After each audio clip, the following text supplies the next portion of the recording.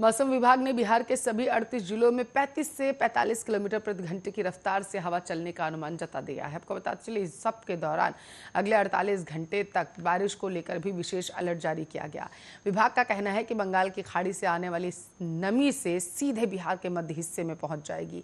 इस कारण भारी बारिश हो सकती है, खासकर नवादा और जमुई में।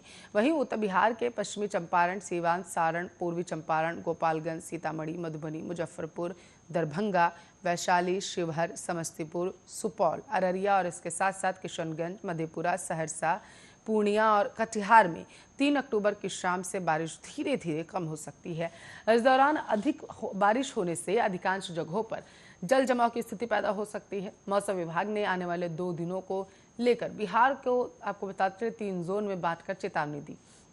भागलपुर, बांका, पटना, अरवल, गया और औरंगाबाद को येलो जोन में रखा गया। ऑरेंज जोन में जहानाबाद, नालंदा, शेखपुरा, लखीसराय, बेगूसराय, मुंगेर और खगड़िया को रखा गया है। इसी के साथ साथ रेड जोन की बात करें तो इसमें नवादा, जमुई को रखा गया। मौसम विभाग ने 204 mm तक बारिश होने की संभावना जताई।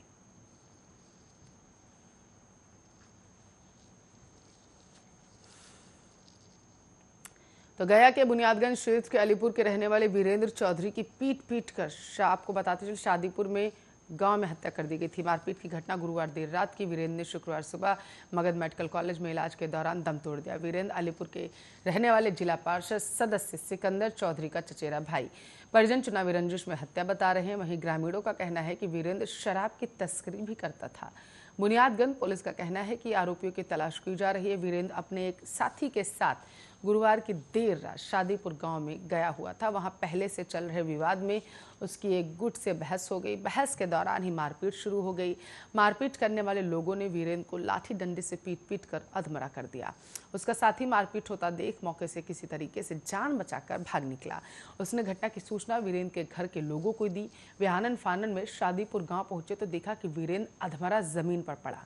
वहां आसपास कोई भी नहीं था। घर वालों ने वीरेंद्र को मगध मेडिकल कॉलेज अस्पताल ले गए और वहां इलाज के दौरान शुक्रवार की सुबह उसने दम तोड़ दिया। वीरेंद्र के खिलाफ शराब का धंधा करने के मामले में विभिन्न थानों में आपको बताते चले मुकदमे भी दर्ज है।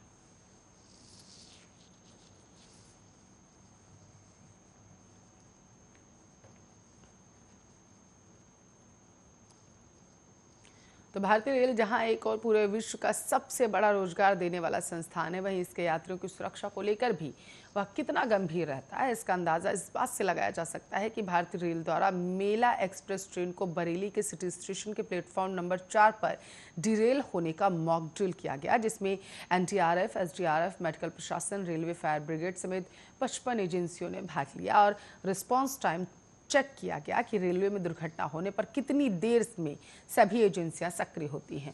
प्लेटफॉर्म पर दुर्घटनाग्रस्त ट्रेन और इलेक्ट्रॉनिक कटर से काटते हुए डिब्बे की तस्वीरों को देखकर आप घबराइएगा नहीं। तस्वीरें आपके टेलीविजन स्क्रीन पर। दरअसल यह एक मॉक ड्रिल का हिस्सा है जिसमें वास्तव में इस तरह की दुर्घटना होने पर किस तरह से बचाव किया जा सकता है, इसका रिहर्सल जो है वो किया जा रहा था।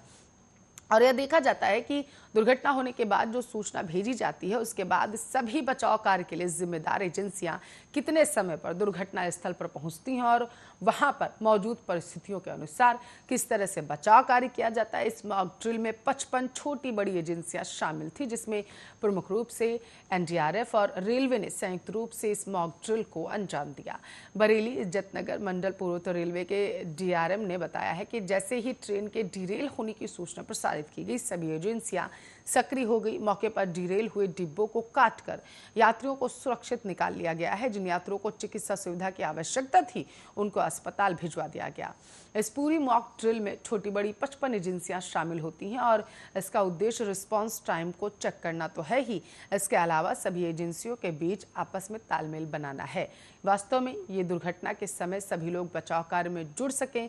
वहीं इस रिहर्सल में एनडीआरएफ, एसडीआरएफ, आरपीएफ, जीआरपी और लोकल पुलिस प्रशासन, डॉक्टर का पैनल, एम्बुलेंस, रेलवे के अधिकारियों समेत लगभग 54 एजेंसी लगाई गई थी, ताकि भविष्य में अगर ऐसी कोई घटना होती है तो उसे समय पर कंट्रोल किया जा सके।